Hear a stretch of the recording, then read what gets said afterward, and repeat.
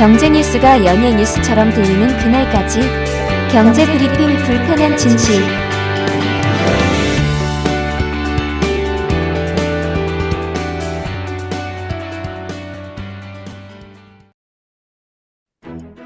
(16일) 방송은 아시아 경제를 설명해 주시는 튀르키예 김현정 박사님 모셨습니다. 안녕하세요.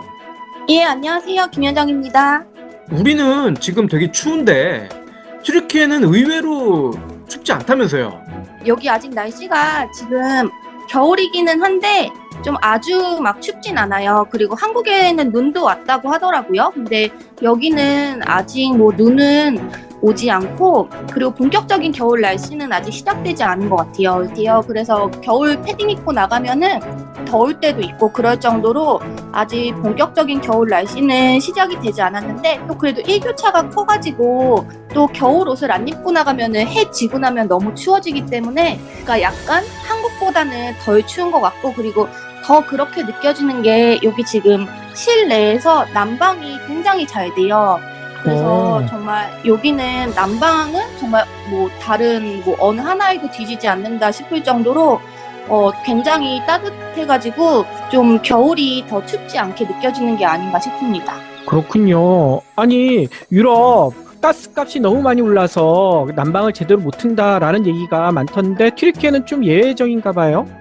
유럽하고는 좀 상황이 다른 것 같아요. 그래서 제가 뉴스에서 보기로는 유럽이나 영국이 지금 난방이 안 돼서 굉장히 곤란을 겪고 있다고 이런 뉴스를 봤는데, 여기 튀르키예는 뭐 러시아나 중동이나 다 아주 우호적인 관계를 맺고 있기 때문에 난방이나 이런 부분에 있어서는 전혀 부족함이 없이 그렇게 진행이 되고 있는 것 같습니다. 그러니까요. 아니, 저희가 지금 줌으로 녹음을 하고 있는데 잠깐 영상으로서도 인사를 나눴잖아요. 근데 이 추운 날씨에 김현정 연구원은 그쪽에서 반팔을 입고 계시더라고요. 저희가 깜짝 놀랐어요.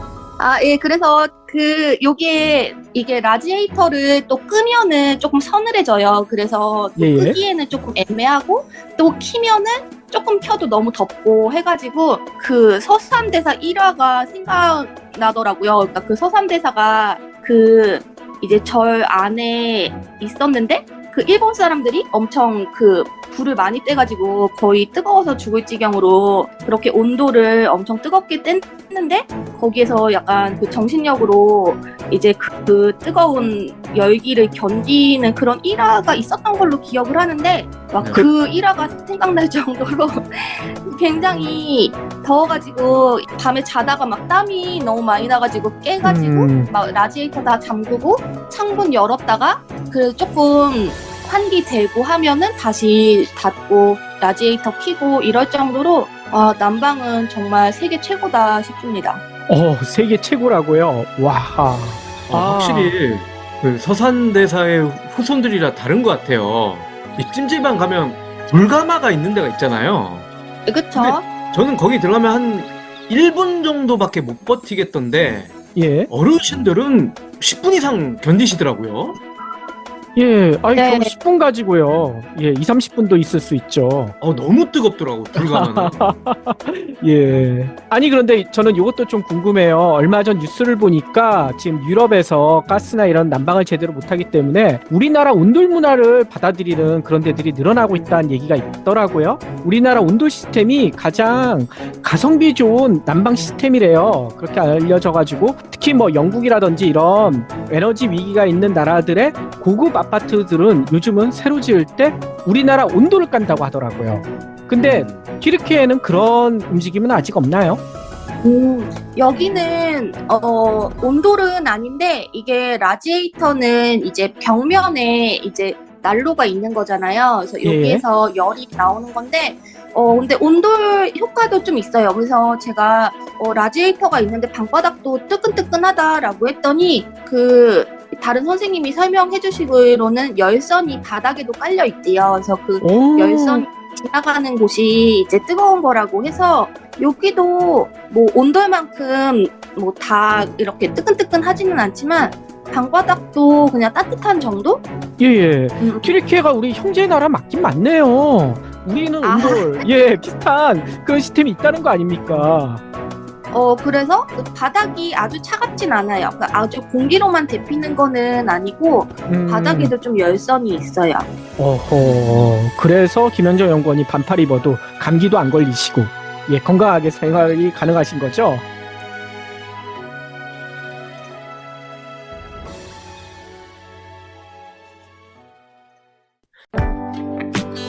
대다수 영양제 브랜드는 하나의 제조업체에 모든 품목의 생산을 맡깁니다. 비용을 줄일 수 있거든요. 국내만 해도 수백 개의 외주 제조사들이 있습니다. 그런데 업체들마다 잘 만드는 품목은 다릅니다. 비타민에 특화된 업체, 오메가3의 강점이 있는 업체는 다 달라요. 그래서 브리오는 각 품목을 가장 잘 만들 수 있는 업체에 일일이 접촉해서 생산합니다. 브리오 품목 수는 현재 14개지만 거래하는 제조사는 7곳이나 되는 이유죠. 다만 이런 과정을 거치면서 원가가 다소 높아져 소비자가도 덩달아 높은 편이긴 합니다. 하지만 똑똑한 소비자들은 금방 알죠. 처음 보는 브랜드지만 먹어보니 괜찮네? 하시거든요. 그래서 재구매율이 높답니다. 브리오 비타민, 오메가3, 루테인을 포함한 14개 제품은 브리오 공식 쇼핑몰에서 만날 수 있습니다. 네이버나 카카오에서 브리오를 검색하세요.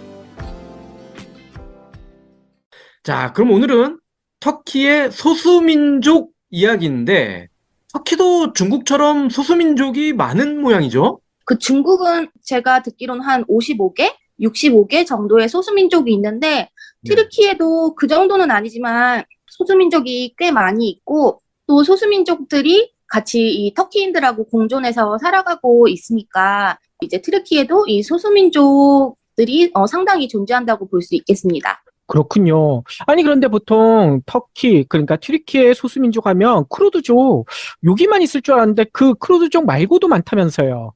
네, 그래서 보면은 한 터키인들이 70에서 75% 정도이고 그리고 쿠르드족이 19%이고 그다음에 뭐 나머지 소수민족들이 이제 나머지를 차지하는데 뭐 알바니아라던가 보스니아, 크림타타르, 맹글로 루마니안, 체르케스 뭐 이렇게 또 라즈족 이렇게 해가지고 굉장히 여러 소수민족들이 있는 것을 알 수 있습니다. 오호. 예. 다른 소수민족은 이름에서 힌트가 있는 것 같은데, 체르케스는 유추하기가 힘드네요. 네, 저도 체르케스라는 소수민족을 처음 들었어요. 그래서 체르케스라는 사람들이 있다는 것을 알게 되고 또 여기 학생들이 그 체르케스 소수민족들이 하는 레스토랑이 있대요. 그래서 거기 가서 같이 체르케스 음식을 먹어보자라고 해서 데리고 갔는데 그날이 공교롭게 월요일이어가지고 그 레스토랑이 쉬는 날이더라고요. 그래서 아쉽게도 못 갔는데 한번 다음에 가려고 해요. 근데 그 체르케스 소수민족도 제가 듣기로는 조지아 그쪽 계통이라고 하더라고요. 아, 예전에 그루지아. 네. 그래서 라즈족도 그 조지아 계통이고 그러니까 여기 티르크 사람들하고는 인종적으로 좀 다른 거죠. 여기는 그러면- 조지아 커피 많이 마시잖아요. 네, 조지아가 커피도 아주 유명한 것 같아요. 와인이 되게 유명하죠. 와인. 예. 조지아 와인. 예, 이 조지아 커피는 사실은 관련이 없다고 하더라고요. 이름만 똑같대요. 아, 전혀 관련이 없나요? 그 코카콜라에서 음. 만드는 커피 브랜드가 네. 조지아잖아요.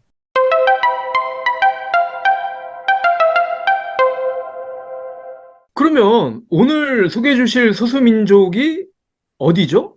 라즈족이라고 해서 여기도 좀 조지아랑 이 터키에 분포해서 살고 있는 이런 사람들이에요. 그래서 지도를 보면 이제 흑해가 있고 여기 티르키예가 있고 조지아가 있는데 여기 흑해 이 바다 연안에서 이렇게 가늘게 뻗은 이 지역에 살고 있는 그런 사람들을 말합니다. 아하, 라지족. 예. 저희 애청자 여러분들도 처음 들어보는 그런 이름일 것 같아요. 이 라지족은 인구가 어느 정도 되는 건가요?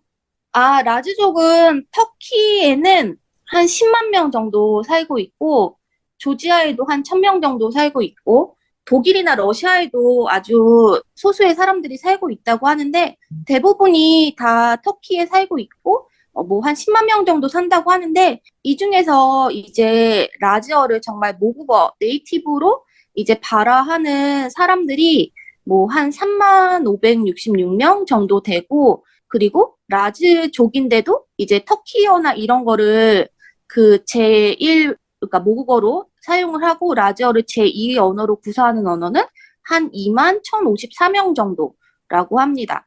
그러니까 뭐 한 인구가 한 10만 명 정도인데 라지어를 이제 모국어처럼 자유자재로 구사하는 사람은 한 30%밖에 안 되는 거니까 상당히 이 소수민족의 어떤 정책성 이런 게 좀 위협을 받는 상황이라고 볼 수 있겠습니다.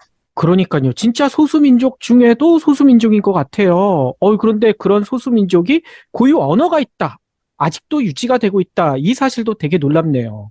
그러니까 여기 제가 라즈어를 알게 된 게 그 학생 중에 라즈족 학생들이 있어요. 그래가지고 먼저 와가지고 뭐 나는 라즈족인데 뭐 라즈어에 대해서 관심이 있으면 연구를 해볼 생각이 있으면 뭐 자기가 자료를 제공해주겠다 이러면서 먼저 되게 적극적으로 그 라즈어에 대해서 알려주더라고요. 근데 이 라즈족 학생들이 이렇게 적극적인 게 이 라즈어 연구가 보통은 이제 뭐 미국이나 유럽에서 연구를 하고 또 일본 학자들이 많이 와가지고 라즈어 연구를 했대요. 그래서 그 일본의 코지마라는 학자가 있는데 이제 라즈족이랑 같이 살면서 뭐 라즈어에 대한 책을 여러 권 내기도 하고 뭐 사전도 내기도 하고 했는데 이 일본 선생은 터키에서 지금은 추방당했다고 하더라고요.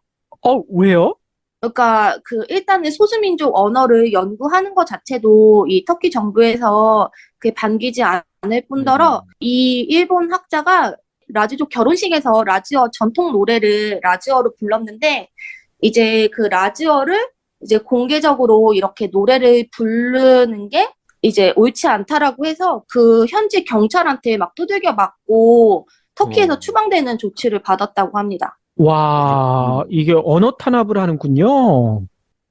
근데 그 좀 예전에는 그랬나 봐요. 그래서 이제 저도 그러니까 그렇게 일본 학자나 이런 사람들이 와서 굉장히 소수민족 언어를 연구하려는 이런 아주 적극적인 모습을 보이기 때문에 아마 뭐 이제 제가 저에게도 뭐 관심이 있으면 좀 라지어를 연구해봐라 약간 이런 제안을 했던 것 같아요. 예, 아니 근데 한 가지 좀 걱정이 드네요. 이 터키 정부에서, 그러니까 튀르키예 정부에서 김영정 박사님이 라지어 연구한다. 또 뭔가 나쁜 짓을 하지 않을까 이런 걱정이 드는데 괜찮을까요? 그렇지는 않을 것 같아요. 일단 뭐 제가 뭐 그렇게 라지어를 정말 연구하시는 분들은 그 라즈족이 사는 그 지역에 가서 정말 본격적으로 몇 년씩 같이 살면서 라지어를 배우고 뭐 문법 책을 내고 사전을 내고 하는데 뭐 저는 아직 그 정도로 라지어를 공부한 것도 아니고 그냥 뭐 관심만 가지고 있는 정도이기 때문에 아마 뭐 본격적으로 연구를 한다면 뭐 잘 모르겠지만 뭐 지금 상태로는 그렇진 않은 것 같습니다. 예, 근데 되게 용감하신 것 같아요. 근데 여기가 좀 분위기가 바뀌었어요. 예전에는 한 1980년대 초반에는 터키 정부가 소수민족 언어를 이제 학교에서 공식적으로 교육하지 못하게 금지를 시켰대요. 그래서 좀 소수민족을 억누르는 정책을 펼쳤었는데 최근 들어서 상황이 많이 달라지고 있어서 그 1999년에 이제 터키가 유럽연합에 가입하겠다고 하면서 이제 유럽이랑 대화를 하기 시작한 거예요. 근데 이때 유럽연합이 터키에 요구한 것 중에 하나가 소수민족의 권리를 보장해라라는 것이었다고 해요. 그러면서 이제 2009년에 유네스코가 이 라지어가 터키에서 절멸 위기인 15개 언어라고 이렇게 선언을 했고, 그래서 이런 좀 이제 터키 정부도 조금 이제 바뀌기 시작한 거죠. 그래서 최근 들어서는 이 유럽연합이 펀딩을 해줘서 뭐 이런 라지어 인스티튜트, 그래서 이제 라지어를 보존하고 라지어를 교육시키고, 그래서 이 펀딩을 받아서 만들어진 이 라지어 교육기관에서 이제 한 개 교사들이 공식적으로 교실에서 일주일 동안 라지어를 학생들한테 가르쳤다고 해요. 근데 저는 처음에 이 자료를 보고 뭐 교실에서 일주일 동안 라지어 가르치는 게 뭐 대수인가? 뭐 이게 별일인가? 싶었는데 이제 터키에서는 1980년대에 이제 그때서부터 소수민족 언어를 완전히 금지하는 정책을 펼쳤기 때문에 이게 굉장히 어떤 상징적인 그런 어떤 일이 될 것 같더라고요. 여기 사는 사람들한테는. 그러겠네요. 예. 그래서 최근 들어서 근데 이제 터키가 유럽연합 가입이 안 되고 있잖아요. 예. 그러니까 좀 터키에서도 요새 다시 좀 더 보수적으로 좀 무슬림 쪽으로 좀 더 강화가 되는 분위기가 있다고 하긴 하는데 그런 것들이 어떤 소수민족이 언어 정책에 영향을 줄지는 모르겠지만 어쨌든 그 유럽 연합 가입을 하려고 한 것을 계기로 조금 이 터키의 상황이 바뀌었다는 것을 알 수 있습니다.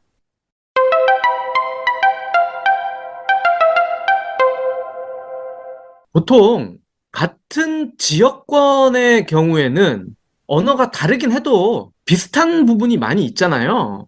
라틴어를 기반으로 해서 뭐 영어나 불어나 독일어, 뭐 언어 학자들이 그러더라고요. 뭐 일맥상통하는 언어들이다. 그런데 이 라즈어는 인근 지역이긴 하지만 꽤 다른 언어인 모양이죠.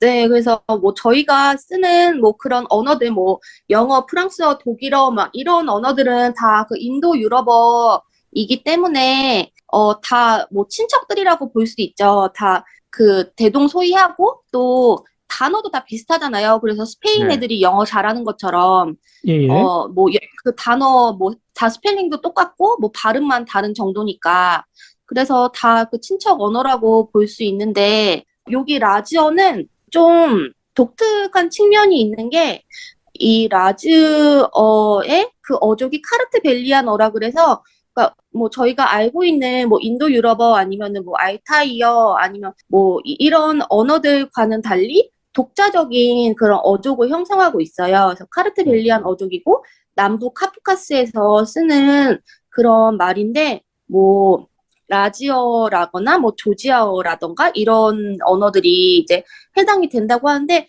굉장히 특징이 그러니까 이런 소수민족 언어들은 좀 일반 우리가 알고 있는 주류 언어들 뭐 영어, 뭐 아니 한국어, 일본어, 중국어, 뭐 독일어, 프랑스어 이런 언어하고는 아예 좀 이 언어 개념 자체가 다른 그런 특성을 보이고 있어서 굉장히 신기한데 그래서 뭐 스페인의 그 바스크족 있잖아요. 바스크족도 예, 예. 스페인하고 완전히 다르다고 하잖아요. 거기도 독립적인 언어잖아요. 그렇죠. 스페인어랑 전혀 관련이 없는.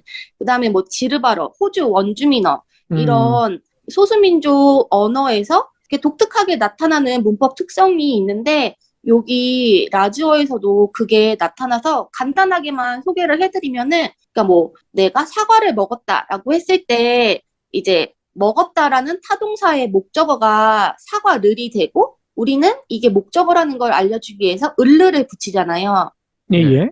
근데 이 라지어에서는 을를 자체가 없고 이 을를에 해당하는 거를 주어에다가 붙이는 거예요. 예? 주어에 어. 붙인다고요? 예, 그러니까 목적어를 가지고 있다는 표시를 주어가 갖는 거죠. 그래서 이거를 언어학에서는 능격이라고 하는데, 그래서 제가 이 라지 학생한테 예문을 물어봐서, 그러니까 타누라가 베이자에게 사과를 줬다. 이런 문장이 있으면은 우리는 타누라가 주어니까 타누라에 주격조사 가가 붙고 사과를 해서 직접 목적어에 을를이 붙는데 이게 라지어로 하면 타누라, 우시쿠리, 베르바스, 메추 이렇게 해서 타누라. 그래서 타누라라는 주어에 크가 붙어요. 그래서 타누라. 예, 예. 그다음에 사과는 그냥 우시쿠리. 우시쿠리가 사과인데 사과에는 아무것도 안 붙어요. 그래서 이렇게 목적어를 가지고 있다는 표시가 을을이 없고 이 타동사의 주어에 표시를 해주는 이런 능격 언어가 소수민족 언어에 좀 나타나는데 이 라지어도 그렇고 바스크어랑 좀 비슷한 측면이 있다고 해서 이런 소수민족의 언어들이 가지고 있는 특성이 정말 일반 주류 언어들하고는 완전히 언어 체계 자체가 다른 측면이 굉장히 흥미롭다고 할 수 있습니다. 예, 예. 이게 더 가성비가 있다고 표현해야 될까요? 이 주어에 먼저 목적어가 있다는 것을 표시해주면 뒤에는 또 안 써도 되잖아요. 좀 더 그렇죠. 말을 짧게 할 수 있는 그런 방법으로 발전한 게 아닐까 이런 생각도 드네요. 네, 그리고 그 목적어에 표시를 하기보다는 그 목적어를 가지고 있다는 그 사실을 주어에다가 표시를 해주는 거니까 이제 어떤 것을 더 중요하게 여기는지 그런 것들이 좀 이제 그 언어 체계가 다른 것 같아요. 그렇군요. 그런데 안타깝게도 모든 소수 언어들이 그렇지만 쓰는 사람들이 점점 줄어드니까 언어가 소멸될 위기에 있지 않습니까? 네, 그래서 여기도 보면은 라즈 학생들도 좀 반반인 것 같아요. 그래서 여기 라즈 학생이 2명이 있어요. 그래서 한 명은 3학년이고 그 학생은 너무 남학생인데 너무 적극적으로 막 나는 라즈인이다. 막 선생님은 라즈인을 아세요? 뭐 라즈족 문화를 아세요? 막 하면서 막 되게 적극적으로 어필을 하고 막 알리려고 해요. 자신들의 그런 정체성이나 언어나 문화를. 근데 1학년 학생도 라즈족 여학생이 있는데 굉장히, 뭐 나는, 그러니까 좀 라지어를 말하고 싶어 하지 않는데요. 그래서 웬만하면 좀 이 터키인들하고 동화를 하고 싶어 하고, 터키인처럼 보이고 싶어 하고, 막 자기가 라즈족이라는 거를 말하고 싶지 않아 한다고 하더라고요. 그래서, 좀 이제 학생마다 조금 다르긴 한데, 아마 그 여학생 같은 경우가 더 많을 것 같아요. 왜냐면은 소수민족이라는 거를 이제 얘기를 하면, 뭐 나는 터키 사람이 아니다라고 그렇게 말하는 것처럼 느껴지기도 하잖아요. 그런 마치 뭐 중앙아시아에 사는 위구르 사람들이 나는 위구르인이다라고 하면은 좀 그 나라 사람이 아니고 뭐 독자적인 그런 위구르 정체성을 내세우는 것처럼 느껴지는 것처럼 그렇기 때문에 많은 젊은 사람들이 점점 더 좀 라지어를 말하기를 꺼려하고 이제 좀 터키에 동화되려고 하는 그런 분위기가 있는 것 같아서 조금 안타까운데 그래도 라즈족이 굉장히 저력이 있는 이유는 이 라즈족이 아까 그 흑해 연안에 산다고 했잖아요. 근데 예. 거기가 그 중에서도 그 리제 지역에 산대요. 예, 근데 리제가 제가 전에 그 터키 홍차 문화 소개해 드릴 때 그 리제가 대표적인 차 산지였잖아요. 차 재배 산지. 아, 기억납니다.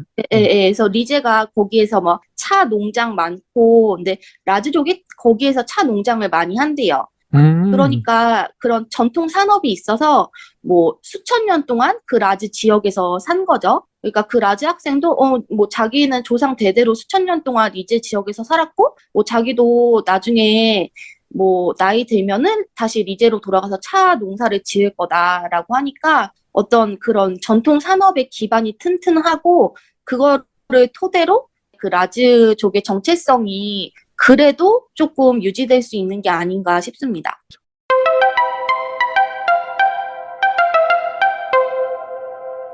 이렇게 또 안타깝게도 소수민족 언어들 태반이 절멸 위기에 처해 있다는 게 상당히 안타까운데, 그러니까 이게 또 선례가 있잖아요. 그 만주어가 그 청나라 그 지배층이 쓰는 지배 계층의 언어인데도 불구하고 결국에는 한족의 문화 이런 것들이 흡수돼가지고 사라져버렸잖아요. 그래서 지금은 만주어 자체가 사어가 된 상황이고, 뭐 만주족이라고 해도 뭐 유명무실하게 그냥 그 흔적만 남아있는 상태이고, 그렇기 때문에 굉장히 이 소수민족어라는 게 점점 갈수록 생명력을 가지기 힘든 상황이고, 또 이런 뭐 터키, 중국, 이런 뭐 러시아 이런 커다란 나라들은 이제 자기네 언어에 이제 흡수되기를 바라고 이제 소수민족 언어 정책을 금지하니까 이게 비단 터키에 해당하는 문제만이 아니라 중국의 경우에도 그 몇 년 전에 내몽골에서 몽골어 교육을 금지한다고 해서 그때 몽골인들이 막 데모하고 그랬잖아요. 아, 그러니까 그랬었죠.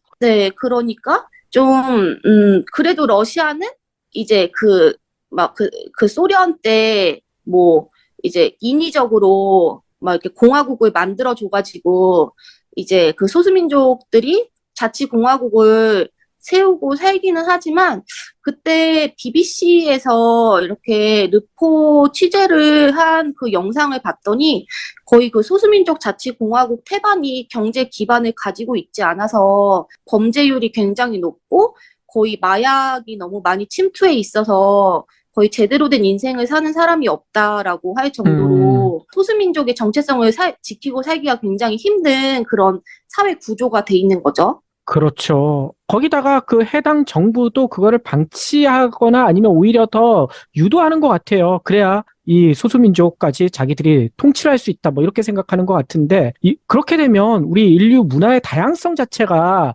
사라지는 거 아닙니까? 그래서 유엔 같은 데에서 이런 소수민족 언어를 계속 유지하기 위해서 여러 가지 좀 도움을 많이 줘야 될 것 같은데 아까 만주어 얘기하셨잖아요. 그 김현정 연구원의 전공이 만주어인데 이렇게 만주어를 연구하시는 분들 이 분들부터 좀 도움을 많이 주시면 더 좋을 것 같아요. 그래서, 그렇게 유네스코나, 그러니까 이런 소수 언어를 사실 굉장히 순수 학문이고 비실용적인 분야이기 때문에 사실 뭐 국가의 펀딩 없이는 연구가 이루어지기 상당히 어려운 분야이고, 그런 분야이기 때문에 뭐 국가적인 뭐 펀딩을 받는다거나 아니면은 뭐 관심이 있는 개별 기업에서 뭐 회장님이 사재를 털어서 뭐 지원을 해준다던가 이런 경우가 아니면은 사실 연구가 되기가 되게 힘든 경우이고, 근데 이게 종 다양성 측면에서, 그러니까 생태계가 이렇게 우리가 동물, 식물들의 종이 줄어드는 게 심각한 일인 것처럼, 이렇게 언어가 줄어드는 것도, 그러니까 이게 어떤 인문학이라는 것 자체가 인간에 대해서 연구하는 거니까, 그러니까 정말 우리가 가지고 있는 이런 언어 체계, 개념이 완전히 다른 사람들이 존재한다는 거잖아요. 그러니까 저는 이런 그렇죠. 소수민족 언어를 보면은 약간 이게 외계어인가? 막 싶을 정도로, 그러니까 거의 제가 이렇게 외계인어처럼 느꼈던 게 아프리카어랑 이 소수민족어인 것 같아요. 그러니까 완전히 이런 다른 그 개념 체계를 가지고 있는 사람들이 존재한다는 게 너무 신기하고, 근데 이 사람들이 점점 이제 이런 언어들이 소멸되고 있다는 게 안타까우니까, 그래서 뭐 이게 어떤 현상적인 거기 때문에 뭐 공룡이 멸종하는 걸 막을 수 없었던 것처럼 뭐 막을 수는 없더라도 그래도 기록은 할 수 있는 게 아닌가 이런 생각이 들어요. 그래서 많은 선생님들이 이제 이런 현상을 기록을 하시기 위해서 많이 연구를 하고 계시고, 또 일부 뜻있는 나라나 기관이나 회사에서도 펀딩이 간혹 이루어지기 때문에 그래도 아주 뭐 이렇게 비관적인 상황은 아니라고 볼 수 있겠습니다. 그렇죠. 그 비관적인 상황을 희망으로 만들기 위해서는 이 만주어 살리기 위해서 김현정 연구원한테 이 연구비, 이 지원할 수 있는 그런 재단 같은 게 빨리 만들어져야 될 것 같아요. 그래서 만주어도 이제 사어인데 그 만주어의 사촌어 정도로 그 시버어라고 있어요. 그게 이제 씹어요? 청나라 때 시버어요. 시버어. 예. 발음부터가, 시버. 예, 발음부터가 아주, 예, 독특한 어, 언어네요. 예. 굉장히 흥미로운데요, 이름부터. 예. 네, 네, 시버라고 해서 그게 청나라 정부가 그때 군대를 이제 이 북경 이쪽에서 서쪽으로 보내서 그 박 PD님 가보신 신장 위구르 예. 그 지역으로 파견을 보낸 사람들이 거기에서 눌러 앉아서 살면서 이제 계속 만주어를 말하면서 살아서 그게 시버가 된 건데, 이 시버 연구를 하시는 분들도 간혹 있는데 최근에는 거의 연구가 막혔어요. 왜냐면 거기가 그 대표적인 테러 지역이잖아요. 아하. 그래가지고 테러 때문에 지금 외부인 통제가 엄청 심한 상황이고, 거의 제가 듣기로는 그 신장 위구르 지역에서는 오토바이만 타고 지나가도 막 경찰이 막 나서서 막 가로막고 막 왜 돌아다니냐 막 이렇게 제지할 정도로 굉장히 상황이 심각하다고 해요. 왜냐면 오토바이에 폭탄을 들고 달릴 수가 있기 때문에 아이고. 굉장히 경비가 삼엄하고 그렇다고 하더라고요. 그렇죠. 예. 그 한족 경찰이 내 말 씹어 그러면서 그래서 씹어를 시버가 된 쓰는 거. 사람들을 구타를 하죠. 네, 그래서 제가 들으니까 그렇게 중국 내에서 소수민족 연구하러 들어간 보통은 남자 선생님들이죠. 거의 다 경찰서에 며칠 가고 거의 막 이렇게 구류가 돼가지고 왜 중국에 왜 왔냐, 막 이런 거 왜 조사하냐, 막 카메라 거의 뺏길 지경으로. 그러니까 그 들어가는 순간부터 경찰의 감시를 받는다고 보면 될 것 같아요. 아이고. 그렇군요. 동쪽도 마찬가지잖아요. 우리나라나 일본에서 고구려에 대해서 연구를 하려고 만주나 이런 쪽을 가면 그렇게 눈에 불을 켜고 감시를 한다고 하더라고요. 예, 아무래도 그 동북공정을 해야 되는데 이제 거기에 대해서 막 반박 자료를 만들어줄 구실을 뭐 이렇게 그런 걸 주면 안 되니까 아예 원천 네. 봉쇄하려고 그러는 것 같아요. 예. 예. 뭐 중국은 동서남북 그냥 다 통제하고, 이거를 그렇게 꾸준히 하기도 참 쉽지 않을 텐데, 대단한 나라인 것 같긴 해요.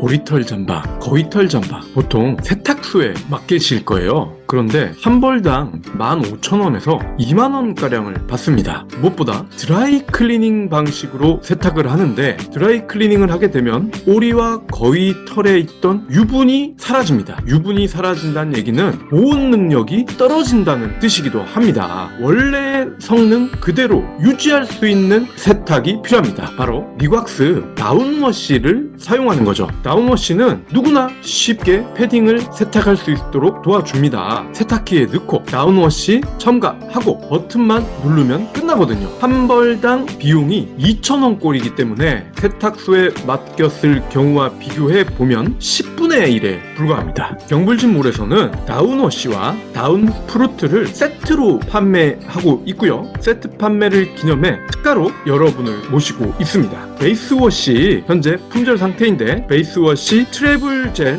보너스도 드리고 있으니까요. 이번 기회에 꼭 붙잡으세요. 우리가 지금 라즈족 언어에 대해서 이야기를 했는데요. 그럼 잠깐 짬을 내서 라즈족 역사에 대해서도 좀 들어볼까요? 네. 그래서 이 라즈족은 굉장히 오랜 옛날부터 이제 이 지역에 살고 있고 거의 역사적으로 보면은 그 콜레히스라는 왕국이 있었다고 해요. 그래서 이게 고대 문명에 그 콜레히스라는 왕국이 있었는데 이 왕국의 주요 부족이 바로 이 라즈족이었다고 하는데 굉장히 이 콜레히스 왕국이 아주 오랜 그런 생명력을 가지고 있는 것을 볼 수 있습니다. 그래서 뭐 로마 지배를 거쳐서 오스만 제국 시기를 거쳐서 지금 터키 공화국 시대잖아요. 예. 지금까지도 그 오랜 역사를 걸쳐서 계속 자기네들의 정체성을 지키면서 살고 있는 거예요. 그래서 그 콜레히스 부족 초기에는 라지스탄으로 불렸다고 해요. 그 다음에 이제 여러 번 이제 이름이 바뀌었는데 로마가 정복한 이후에는 이제 로마 치하에서는 라지쿰, 좀 라틴어처럼 이제 나라 이름이 바뀌어서 불리기도 하고 오스만 치하에서는 이제 산자이라고 불렸다고 해요. 그 다음에 1923년에 터키 공화국이 세워진 후에는 약간 아까 말씀드린 대로 터키가 그렇게 소수민족이 친화적인 그런 나라가 아니었기 때문에 좀 라즈족의 역사가 이제 많이 잊혀지는 그런 수순을 밟다가 최근에 좀 이제 유럽 연합의 도움으로 좀 이제 되살아나는 그런 흐름을 보이고 있다고 하는데 근데 이 이제 라즈 사람들이 아무래도 소수민족이고 그 옛날에 비잔틴 제국과 오스만 제국 시기에는 이 코카서스 경계를 이제 지키는 좀 그런 역할도 했나 봐요. 그래서 이게 소수민족이기 때문에 아무래도 지배층의 종교를 아주 빠르게 받아들이는 경향이 있었던 것 같아요. 그래서 뭐 4세기 비잔틴 시기에는 이 라즈족들이 기독교를 제일 먼저 받아들였대요. 예. 그러니까 아주 발빠르게 지배층의 종교를 딱 빠르게 받아들여서 딱 변화해서 살아남고 좀 이런 것 같아요. 근데 지금은 이 라즈족들이 다 무슬림들이에요. 그래서 이제 터키 뭐 오스만 제국 들어오니까 이제 다시 또 무슬림으로 바꿔서 이렇게 지배 계층의 종교에 따라서 빠르게 적응을 해서 지금까지 살아남은 게 이게 소수민족의 어떤 생존 전략이 아닌가 싶습니다. 그래서 어떤 그런 지배계층의 종교를 아주 민감하게 서둘러서 받아들이는 그런 숙명을 가지고 있는데 이게 아주 그 라즈족이 이런 적응력이 굉장히 좋아서 지금까지도 명맥을 이어오고 있는 게 아닌가 싶습니다.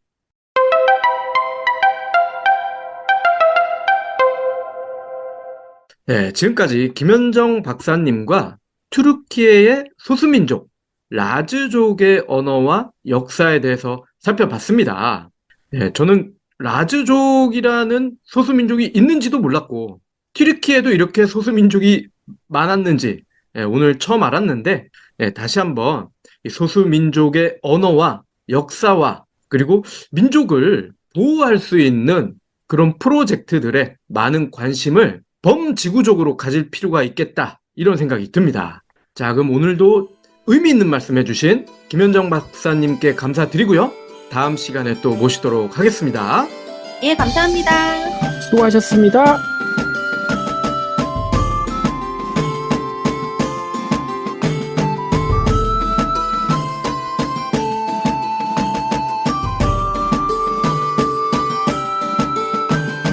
경불진 완주해 주셔서 감사합니다. 하트 투척. 댓글 남기기, 링크 공유, 계좌 후원 등 경불진 두 PD에게 힘을 보태주세요. 더 좋은 내용으로 보답하겠습니다.